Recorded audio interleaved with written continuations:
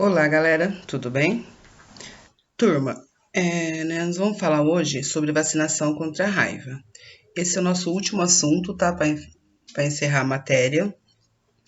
Sei que ficou um pouco diferente esse ano. Geralmente, essa matéria, vacinação, eu dava como um trabalho, mas não é justo tantos questionários e ficar dando trabalho para vocês ainda, tá bom? Então vamos lá conhecer um pouquinho da vacinação contra a raiva. Vacinação contra a raiva.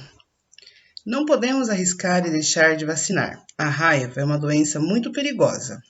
A raiva é uma doença transmitida por contato direto, ou seja, por meio de mordidas, arranhões ou lambida de cães, gatos ou outros mamíferos. Além de animais, os vírus também podem ser transmitidos para humanos. O período de incubação varia entre espécies, desde os dias até anos, como uma medida de 45 dias no ser humano, podendo ser mais curto em crianças. O período de incubação está relacionado à localização da extensão e profundidade da mordedura, arranhadura, lambedura ou tipo de contato com a saliva do animal infectado, da proximidade da porta de entrada com o cérebro, troncos e nervos, concentração de partículas virais inoculadas e cepa viral. O que quer dizer tudo isso, gente? Que a raiva, sim, como todos já sabem, transmite para o ser humano. E é muito variado o período de incubação, porque demora dias ou anos, como vocês já viram, né? No escrito. O tempo pode ser curto, principalmente em crianças. Então, quando a mordida é pescoço, braço, muito próximo de veias, nervo, né? Pode chegar mais rápido. Onde o vírus ataca? O vírus ataca no sistema nervoso. Por isso que a observação, que todo mundo já sabe, que tem que deixar 10 dias a pessoa, o animal em observação, para ver se não apresenta nenhum sintoma, tem que ser levado a sério, tá? Então, é muito importante saber que a raiva mata. Quais são as indicações da vacina? A profilaxia pré-exposição deve ser indicada para as pessoas com risco de exposição permanente ao vírus da raiva durante atividades ocupacionais como médicos veterinários, biólogos, auxiliares e demais funcionários de laboratório de virologia e anatomopatologia para a raiva, estudantes de veterinária, biologia, agrotécnica, pessoas que atuam no campo de captura de vacinação, identificação e classificação de mamíferos, passíveis de portarem o vírus, bem como funcionários de zoológico. Pessoas que desenvolvem trabalho no campo, pesquisa e investigações ecoepidemiológicas com animais silvestres e espeleólogos, guias e ecoturismo, pescadores e outros profissionais que atuam na área de risco. Então, assim, fica bem claro que todo mundo que tem contato com qualquer animal, com qualquer tipo, veterinário, biólogos, o biólogo entra por causa da eco e flora, tá bom? Quem mexe muito com a fauna, com a flora, tem que ser vacinado, porque todos os mamíferos podem transmitir a raiva. E quais são os sintomas? Após o período de incubação, os sinais surgem de 2 a 10 dias, tá? E o que pode apresentar? Mal-estar geral, pequeno aumento de temperatura, anorexia, cefaleia, náusea, dor de garganta, entorpecimento, irritabilidade, inquietude, sensação de angústia. E pode também ocorrer linfadenopatia, né? Hiperestasia, paralisia no trajeto dos nervos periféricos, próximo ao local da mordedura. Então, gente, assim, o comportamento, geralmente, não sei se vocês já viram algum animal com raiva, com cachorro, principalmente cachorro, a gente tem mais contato, né? Eles ficam raivosos, boca espumando, e irrita, né? O cachorro, qualquer coisa, fica irritado. Então, assim, tem que tomar muito cuidado com os sinais. E a pessoa, quando ela é mordida, e apresenta os sintomas, então começar, a pessoa foi mordida, de repente, nesse período de 2 a 10 dias, começar a ter um pouco de febre, perder o apetite, dor de cabeça, dor de garganta, irritado, aquela sensação de angústia, ou quando a pessoa fala assim, nossa, meu braço está dormente. Se a mordida foi no braço, o braço está dormente, pode ter pegado os nervos periféricos. Então, todos os sinais são muito importantes. Complicações. A infecção da raiva progride surgindo manifestações mais graves, complicadas como ansiedade crescente, febre, delírio, espasmos musculares, involuntário, generalizado e convulsões. O espasmo dos músculos da laringe, faringe da língua ocorre quando o paciente tenta ingerir líquido, que apresenta aquela saliva maior, sabe? Hidrofobia, que parece que está com falta de ar, aquela coisa eufórica, uma sensação de angústia. E os espasmos musculares evoluem para um quadro de paralisia, levando a alteração cardiorrespiratória. Então, a cardiorrespiratória, retenção urinária, obstipação intestinal, e que ela observa a presença de disfagia, aerofobia, né, fotofobia. Então, são sinais bem assim que a pessoa não tem. De repente, começa nesses 10 dias com delírios, achar que está morrendo, achar que o músculo começa a ter muito espasmo, que são câimbras, né?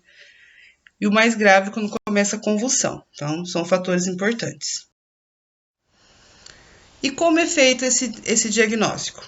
Né? A confirmação laboratorial em vida, ou seja, o diagnóstico de casos de raiva humana pode ser realizada pelo método de imunofluorescência direta em impressão de córnea, raspado da mucosa lingual ou por biópsia de pele da região cervical, tá? O diagnóstico diferencial. Não existe dificuldades para estabelecer o diagnóstico quando o quadro clínico vier acompanhado de sinais e sintomas, caracterizado da raiva, procedido por mordedura, arranhadura ou lambedura de mucosa, provocado por animal raivoso ou suspeito. Esse quadro clínico é tipo e ocorre em 80% dos pacientes. Então, gente, geralmente não precisa de exame laboratorial, porque se foi mordido e o cachorro está lá em 10 dias, né, ele não pode apresentar os sintomas, porém a pessoa pode apresentar. Por isso que tem que saber se o cachorro foi vacinado, se não foi, se o cachorro é de rua, se não é. Tá? E como é feito o tratamento? A raiva é uma doença quase sempre fatal, para a qual a melhor medida de prevenção é a vacinação pré ou pós-exposição. Quando a profilaxia antirrábica não ocorre e as doenças se instalam, pode-se utilizar um protocolo de tratamento de raiva humana, que é baseado na indução de coma profundo, uso de antivirais e outros medicamentos específicos. Né? O Ministério da Saúde adquire e distribui às secretarias estaduais de saúde imunobiológicos é necessário para a profilaxia de raiva humana no Brasil, que é a vacina contra a rábica, né? O soro antirrábico, imunoglobulina antirrábica humana. Atualmente se recomenda 2 possíveis medidas de profilaxia antirrábica: a pré-exposição e a pós-exposição, que é após a avaliação do profissional, que é o médico, ele vê o que é necessário. Então, assim, a pessoa foi mordida na rua e não conhece o cachorro é de rua, não sabe quem é o dono, não sabe se foi vacinado ou não, ou um biólogo trabalhando com animais silvestres, se ele é mordido, atualmente já entra com o protocolo, já toma as vacinas antirrábica. Não espera aparecer os sintomas, tá? E a profilaxia pós-exposição é em caso de possível exposição ao vírus da raiva, né? Que é o que você faz? Foi mordido? É a limpeza do ferimento com água corrente, abundante, sabão neutro ou detergente. Essa conduta diminui bastante o risco da infecção, que seja realizado o mais rápido possível. Então, teve agressão, teve a mordida, faz toda a limpeza e imediatamente vai para um posto de saúde para poder fazer uma observação mais cuidadosa, tá? A limpeza deve ser cuidadosa, visando eliminar a sujidade sem agravar o ferimento. Em seguida, deve ser utilizado antissépticos como o povidine, digluconato de cloxidina e álcool iodado. Essa substância, gente, é só encontrada em postos de saúde. Então, mordeu, tá na rua, tá em casa, primeira coisa, água e sabão. Depois, imediatamente, já procura um posto de saúde para as outras medidas de limpeza. E para se prevenir a raiva, né? Então, assim, o esquema é a profilaxia, que vai ser avaliada pelo médico, que vai ser avaliada pelo enfermeiro, que vai ser o animal observado em 10 dias. Então, tudo isso tem aqueles esquemas que a gente já falou. O esquema de vacinação é via intramuscular, que são as doses de 0,5 ml a 1 ml, dependente do fabricante. Em crianças até 2 anos de idade, é indicado no vaso lateral da coxa, tá? Via intradérmica, a dose é de 0,1 ml, que deve ser aplicada em locais de drenagem linfática, geralmente nos braços, na inserção do músculo deltoide, tá bom? Efeitos possíveis, né? Então, o que pode ter? A vacinação pode causar alguns efeitos, como manifestação local, manifestações geral e manifestações alérgicas, tá? A local é dor, prurido, edema, endurecendo de pálpebras. Gerais pode ser febre, mal-estar, cefaleia. Alérgica também que dá urticária, artrite, angiodema. Nem sempre acompanha esses sintomas, mas quando toma, tem que prestar atenção para ver se vai desenvolver alguma manifestação.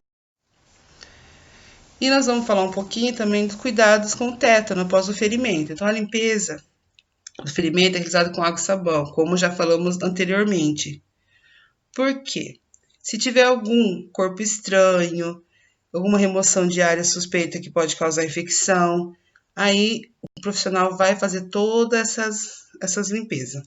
E tem um detalhe, se o ferimento for pontiforme e profundo, o que é pontiforme, gente? Só aquela picada, quando você pisa num prego, que só afunda no pé, né? Então, se começa a inflamar, o que eles fazem no posto de saúde? Ele faz um cortinho em formato de cruz e lava com solução oxidante, que é água oxigenada, povidine, essas coisas. A necessidade da vacinação contra o tétano, com ou sem imunização passiva, depende do tipo de condições do ferimento, assim como a história da imunização prévia, né? Então, se vocês parar para ver, na nossa carteirinha de vacinação, a gente já toma a vacinação do tétano, que é DT, que é difteria e tétano. Por isso que é muito importante a vacinação. Você vê que a vacinação está em tudo, né? Então, carteirinha e vacinação sempre. E aqui vai um questionário para vocês responderem assim, vocês terem ciência e ter no caderno. Porém, como combinado, eu vou mandar um questionário da avaliação de prova, tá? Com todas as perguntas remanescentes.